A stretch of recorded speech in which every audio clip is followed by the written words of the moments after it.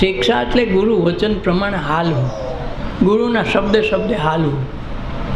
આ તો કે ખરા કે ગુરુજી કારખાનું નાખવું છે, ફલાણી જગ્યા લઈ લીધી છે, ફલાણો પાર્ટનર રાખ્યો છે, વાંધો નથી ને? એટલે વાંધો છે ને, ત્યાં નક્કી તો કરી લીધો, વાંધાનું ક્યાં વાંધાની વાત આવે? આ તો અગાઉ કે ગુરુજી વાત વિચાર થાય છે, જમીનની અમારે વાતો હાલે છે, લઈ લઈએ. તો ઓલો કે લીધા જેવું હોય તો ન કે ભાઈ એ જમીનમાં બહુ પડ્યા જેવું નથી.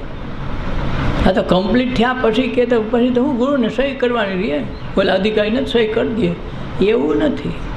આ તો પાયેથી જ પૂછવું પડે, અને એ વચનમાં જ હાલે, અને વચનમાં હાલે એને કાંઈ વાંધો નથી.